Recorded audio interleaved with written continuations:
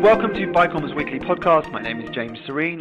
Today we are examining what the events in Syria, the Turkish invasion, the US pullout, what that all means for Israel. And I'm delighted to be joined by Eran Lerman, former Deputy National Security Advisor. Welcome to the podcast, Eran. Thank you for having me, James. So the first thing I really wanted to ask is, from Israel's perspective, and we've seen a lot of articles about this in the Israeli media, looking at the different elements of how things are rapidly changing in Syria. What are the kind of three worst things, I suppose, that is happening now as a result of the Turkish invasion and the US pullout that Israel is most concerned about? What are those three things? Well, in the right order of seriousness and immediacy. First of all, there's the fact that the SDF was forced, under the pressure of the Turkish invasion, to allow Syrian regime forces access to more or less the entire area of the land they have come to call Rojava, the western parts of larger Kurdistan. In other words, Syria and the Kurdish areas of northern Syria. That means that under Russian air cover, Assad's own troops have more or less unified 90% of Syria, or even more than that, with the Turks holding the rest in Afrin, in the Idlib area, and along the newly created security zone. Would that mean that the American position in Tanf would become untenable, and therefore the border of Jordan, Iraq, and Syria, the triangle area, would come under danger? So that's just to clarify for our listeners that area is an important base called Al-Tanf, isn't it? Just in that three-way border. And the U.S. is holding it against the possibility of Iranian forces using it as a land bridge to the borders of Israel and also to destabilize Jordan. So that's one important aspect.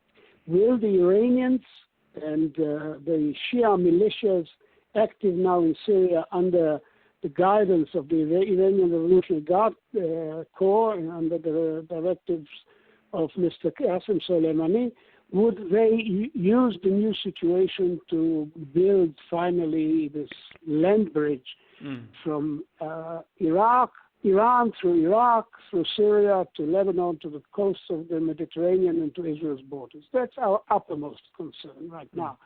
And here, our main strategy would be to try and drive a wedge, as we've been doing for the last 4 years, between the Russians and the Iranians. Both are supporters of the Assad regime, but they have very different purposes and different perspectives about the future. So that's issue number one. Mm-hmm. Issue number two, of lesser importance, but still quite dangerous, is the possibility that the much weakened Kurdish authorities would lose control of the thousands, upwards of 11,000 maybe, IS, Islamic State, Daesh, murderers, activists who are there. The Americans have revealed their own fears of that by grabbing the two British citizens known as the Beatles, the beheaders of Jane Foley, and they indicated by doing so that they understand the possibility of loss of control in the camps and prison facilities that are where the Kurdish or SDF forces are now holding IS elements. So that's another danger for us and for the world.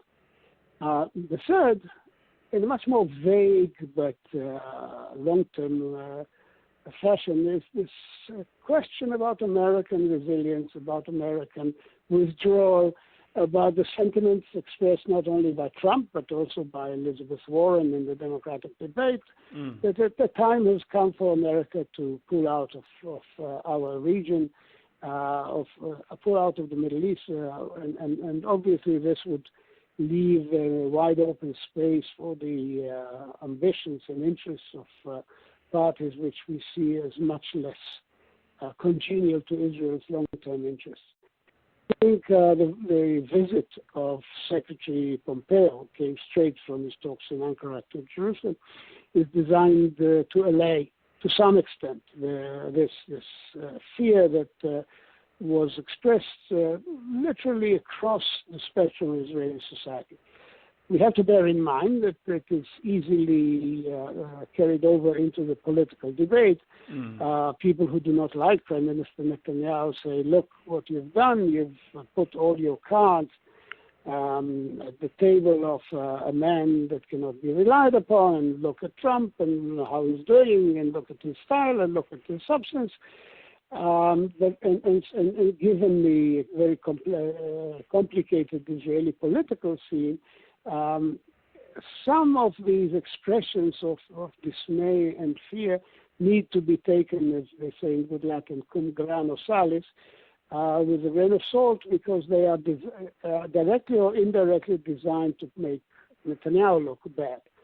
Having said so, the sense of betrayal or fear that the Americans could turn their back, as they did, on an ally, has led to some visceral reactions here.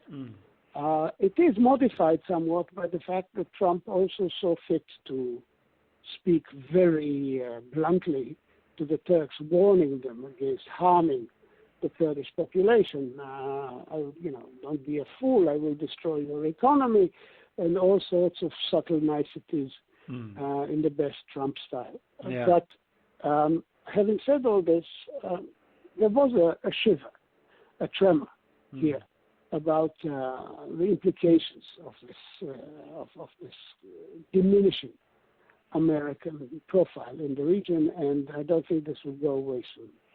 Yeah, I mean, just to sort of expand on that point, I mean, even before this particular incident, there was a series of events that certain U.S. allies in the region pointed to express their fear of U.S. reliability, and that began for some people with the decision not to bomb Assad, and when he crossed the red line on chemical weapons by Obama, then the Iran and then the Iran nuclear deal. But this sort of cements that, doesn't it? I mean, I think that's an issue for the one recent element that was added was the American decision not to respond militarily, first to the downing of the drone, of the large drone, and then to the IRGC-led attack on the oil facilities of Aramco in Saudi Arabia, an attack that even France, Britain, and Germany now ascribe to direct Iranian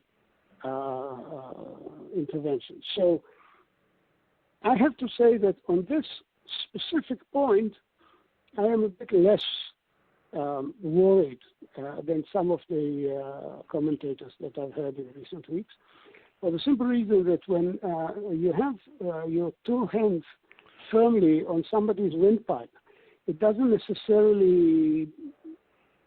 not necessarily an intelligent thing to do to let one go so you can hit him in the face. The strangulation of the Iranian economy by American sanctions is effective. Even the Chinese, despite all sorts of rumors about a major deal with Iran, are shying away from specific transactions. So, and from what we hear and what we see, the recklessness of Iranian behavior is a direct reflection of this sense that their economy is being shot.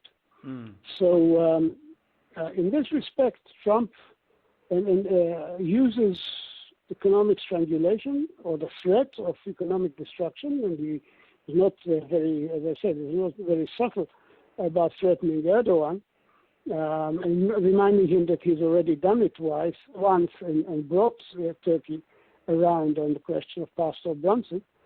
So the use of economic weapons is a major American capacity. The United States still sits astride the international financial system. That's something that neither Russia nor China can equal. And so I'm not surprised that at the end of the day it was Pence and Pompeo, not Lavrov, who reaped the immediate reward of managing this interim arrangement in Northern Syria. Yeah. So, I mean, you've been in that situation where you're in the sort of National Security Council in Israel with the sort of politicians and the officials, and you're kind of familiar with the kind of discussions that they would need to be having. How do you think that some of those discussions are gonna proceed now, given everything that's going on? I mean, is there an urgent need to do anything operationally? I mean, Prime Minister Netanyahu has talked about helping the Kurds. I mean, is that likely to actually happen in a material way? What are your thoughts on that? Yeah, quite frankly, military aid is not a serious proposition under the circumstances. It is not within the scope of our capacity to confront the Turks so far away from our borders, so close to theirs, face to face with the second largest military in NATO. On behalf of the people for whom we have a profound moral sentiment, but no obligation. So that was not the question. Humanitarian aid is certainly in the cards. But what we have done is speak to people, and I think the lineup of people in Washington who spoke up against the abandonment of the Kurds is not accidentally quite aligned with the list of our firm friends there. And I would leave it, I would not say, I would not take it any further. That's one thing. But more significantly, I think the cabinet discussions, to the extent that they can take place amidst the ongoing political crisis, need to focus on something else. If there's a lesson from what happened to the Kurds, is that the weak get no mercy, no tender mercies in our part of the world. And therefore we have to be very strong, and we need to change priorities in our budget in order to be ready to face the possibility of conflict within the intermediate and longer future. Not necessarily the events in Syria do not lead to any direct, immediate threat. But they definitely make the Iranians more likely to be increasingly emboldened in attacking us, as well as Saudi Arabia from Yemen and from the Gulf. And that would definitely require us to be better prepared in various ways. Air defense, defense against not only incoming missiles, but incoming cruise missiles, which was apparently the weapon of choice in the Aramco attack, and ground capabilities to crush and destroy Hezbollah if they're ever given the order by Iran to go after us. So all of this is, I think, very much on the agenda of the government. We at CJISS put together recently, and it's available on our website, a long set of recommendations, 14 major recommendations for the incoming Israeli government, which hasn't come in yet.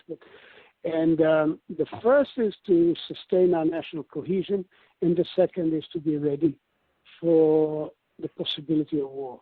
Unfortunately, it has become more real in an increasingly unstable region. The circumstances that enabled the breakthrough in the peace process that looked so promising 28 years ago,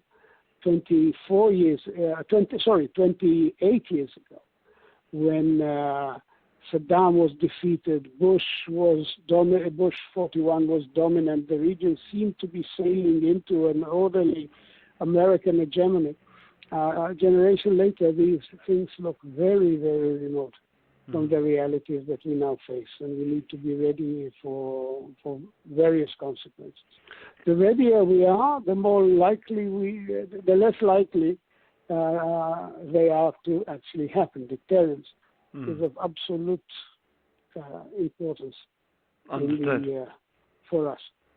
Can I ask you just one extra question? I mean, you raised that point, which I think is very interesting, about this issue of cruise missiles. And I think a lot of people, even those who follow events closely in Israel and the wider region would have been quite surprised by some of the commentary this week. And I think it was Amos Harel who put this very clearly, where he sort of said, well, Israel has certain capability to intercept and destroy all kinds of missiles, but it doesn't necessarily have the best capability to deal with cruise missiles. And I think people would be quite surprised by that, and they would think that sort of Israel had that covered. And I just wondered if you could tell us a little bit more about that, because I think that would potentially alarm people and surprise them. Yeah, quite frankly, we have made huge strides against high trajectory threats. Yeah. Missiles, even mortar shells can be shot down. Yeah. With Iron Dome, we've done things that technologically seemed impossible. Yeah. 20 or 30 years ago. Cruise missiles used to be the domain of the superpowers, American Tomahawks and others. A distant threat. It's becoming more real from Iran under the present circumstances. And there are certain. I'm not going to go too much. First of all, I'm not a technology man, but to the best of my understanding, I think there are certain fixes, but the technology is there. The transition from technological solutions to fully deployed, battle-worthy systems with wide territorial coverage requires a substantial budgetary investment, and this is precisely what the Prime Minister was driving for in the recent cabinet meeting on the subject. Right. Because essentially a cruise missile is sort of like a craft on its own. It flies at much lower altitude and at great speed. It requires a different kind of detection system. Yeah. And a different interceptor than the high trajectory. But essentially, it's the point. We have made our abilities manifest. It's not so much a question of inability to respond as putting the right resources in order to translate technological possibilities into weapon systems. Yeah, but it's essentially the development has been that Iran has cruise missiles, and I'm not sure entirely whether that's from Chinese technology or they're Chinese-made missiles, whether they made them their own, but essentially that's the game changer, isn't it, that they've developed this capability?